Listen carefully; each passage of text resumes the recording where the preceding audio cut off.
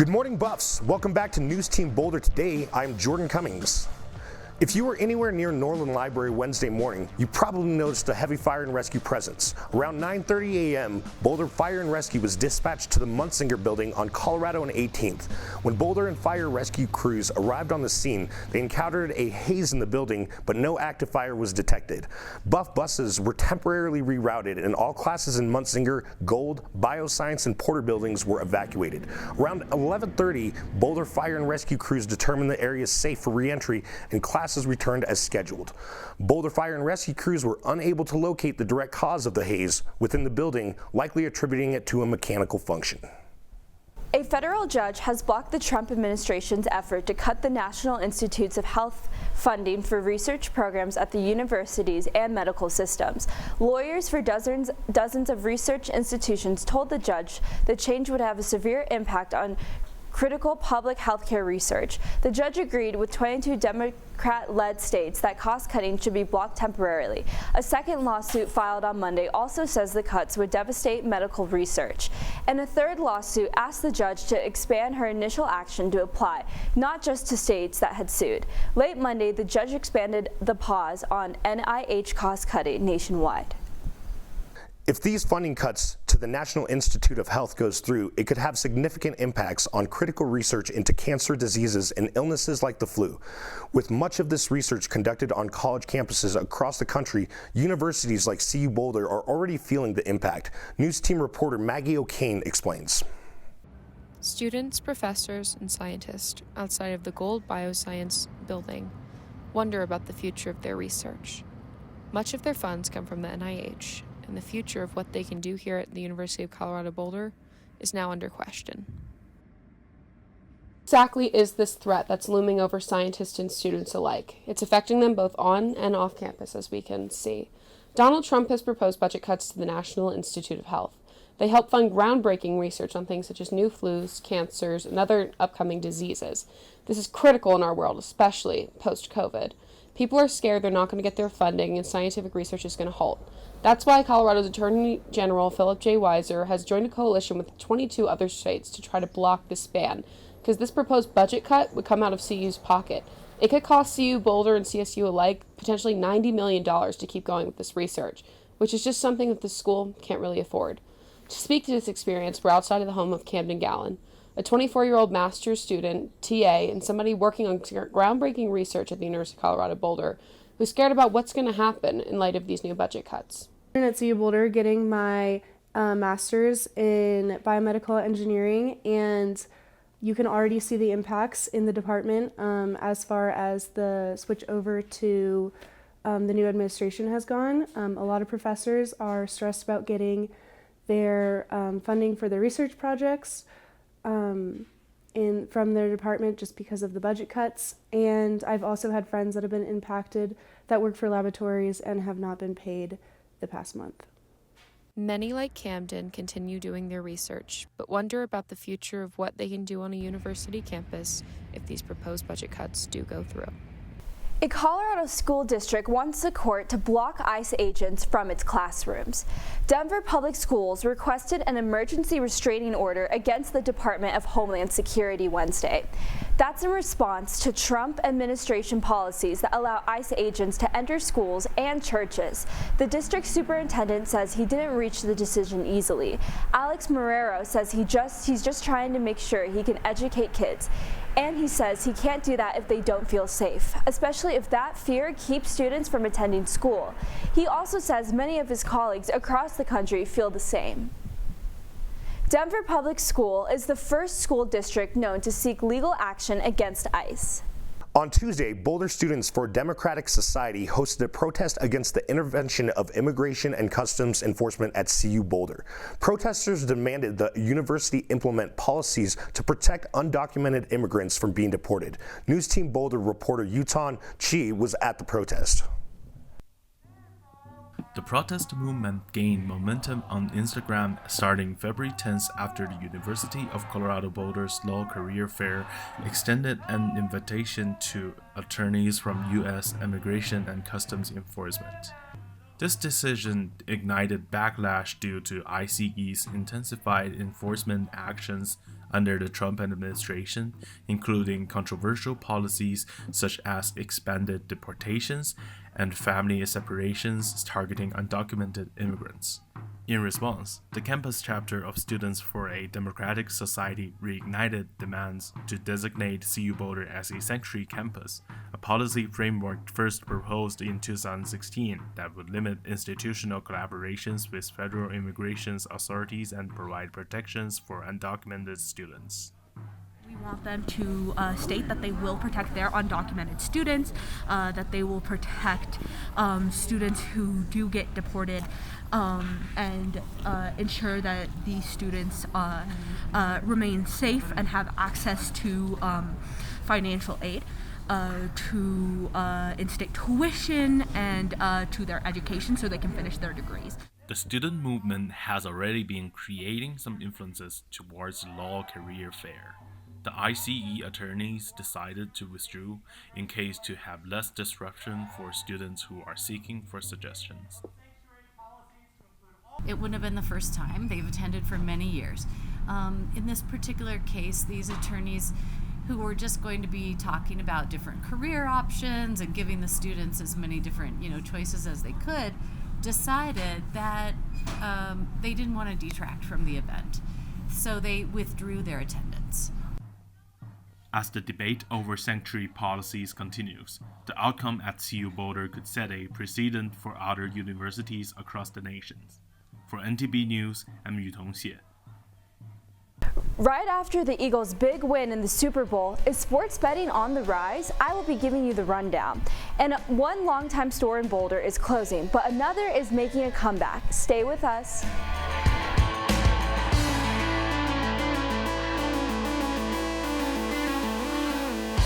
Boulder's crafting community is losing a familiar favorite. Our reporter Adair Touton is outside the store with more on the closure and what it means for local artists.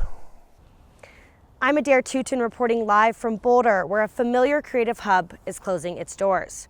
Joann's Fabrics, a favorite among CU Boulder students and local crafters alike, is part of a major company restructuring due to the retailer filing for bankruptcy twice. They are now shutting down 6 stores across Colorado. For many in Boulder, Joann has been more than just a retail store. It's been a place to gather inspiration, purchase affordable art supplies, and support creative projects. CU Boulder students in particular have relied on the store for materials that fuel their academic and personal projects. I'm really sad about Joann's closing. I've always come here to get my craft supplies, and it's honestly a really big disappointment for the whole community. For Boulder locals who've been coming here for years, it's hard to imagine what they're going to do without it. I've been going to Joann's since I was a little girl with my mom, buying quilt supplies, frankly, and knowing that this is going to close. This was the closest all-purpose craft store that I've been going to my entire life. I live up in Nederland, and if this isn't here, I don't know where I'm gonna go anymore to find things like this. The closure marks the end of an era for Boulder's crafting scene. Students and local crafters will have to find somewhere new to get their supplies, possibly reshaping how they take on their projects. I'm Adair Touton from Boulder. Back to you. The Colorado Supreme Court is currently deciding whether a climate lawsuit against ExxonMobil and Suncor can move forward. The city of Boulder and Boulder County are suing the 2 energy companies for millions of dollars in damages connected to climate-related disasters. The court's decision could have a major impact on future climate litigation.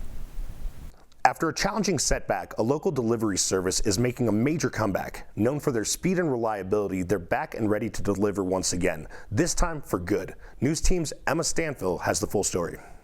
Maddie is deep into studying for her German test, a routine that includes snacks and caffeine to help her power through long hours. However, she didn't know what she was in for at the beginning of the semester. I was bummed that it was gone for a while. Between working 2 jobs, Maddie doesn't have a lot of time to prepare meals. When I started my on-campus job junior year, I would typically snag something on the way home just so I had a late night snack when I was in a pinch. She had always relied on Snag to order her study snacks, but then she saw this message.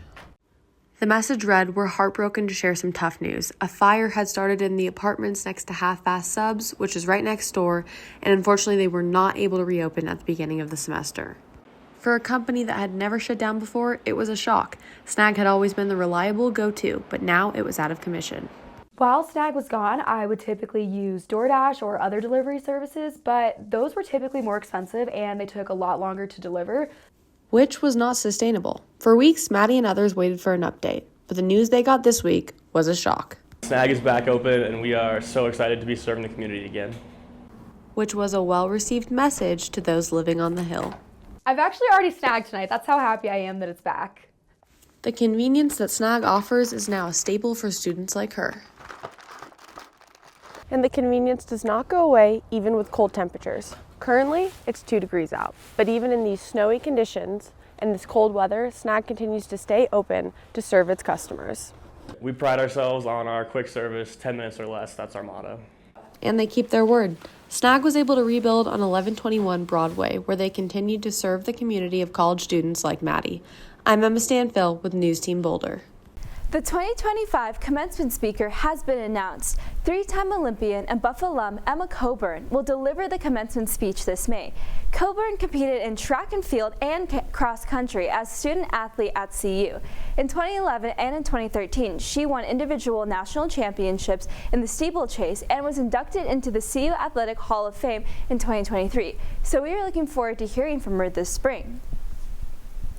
The Super Bowl was this past Sunday, and that means sports betting is on the rise. Some students are going all in on their bets. I interviewed a student at CU to find out more about how gambling addictions are impacting our peers. The rise of sports betting is resulting in unforeseen issues, with many ads targeting the younger generation with flashy promotions promising money fast. Our youth could be spending more than they have. I could live bet Kentucky. It's as easy as opening an app, Oh yeah, right here. placing a bet, and waiting to see what will happen next. I started sports betting probably early in high school. Gambling just in general though in like middle school, and it's always been something I've been into. I would say I definitely lose more than I win, especially over time. I've definitely lost more than I've won. Sports betting recently became legal in 5 new states, and there has been a reported 45% increase to bets placed in 2023, according to ESPN. Some people may bet a little, or even a lot, but the Super Bowl alone resulted in $1.4 billion of bets being made. And for people like Mikey, going all in can mean more than losing just a few dollars. According to Bloomberg News, only 3% of sports bettors are profitable long-term. College students like Mikey could end up in a deficit if they don't know when to quit. With betting just in general, they've always had to say like, if you have an addiction problem, like call a 1-800-GAMBLER number or whatever. College students struggling to make a few extra dollars may want to think twice before making their bets. This has been Emma Cain, NewsTeam Boulder. Coming up after this short break, it's Girl Scout cookie season. We'll tell you which cookie is Colorado's favorite, and a new store promises some sweet deals for CU students. Stay tuned.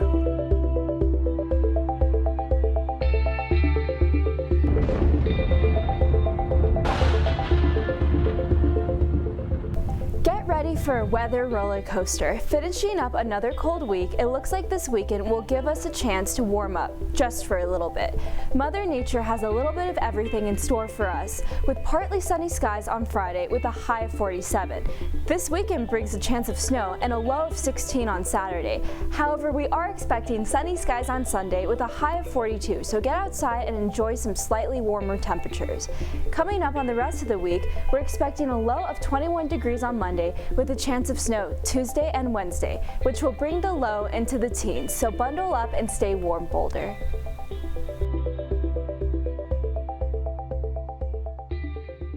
It's that time of year, Girl Scout cookie season, and yes, they're being sold all over CU's campus. Every state has its favorite, but for adventure-seeking Coloradans, that winner is Adventurefuls. According to the Pioneer Woman and Delish.com, this classic remains a fan favorite. Keep an eye out for cookie booths and grab your favorite treat while you can. Romantasy. It's the latest buzz in the book world, blending romance and fantasy into one epic genre. Here at CU Boulder, Assistant Professor of Journalism Christine Larson is tracking trends in the romance industry, keeping a pulse on what's capturing readers' hearts.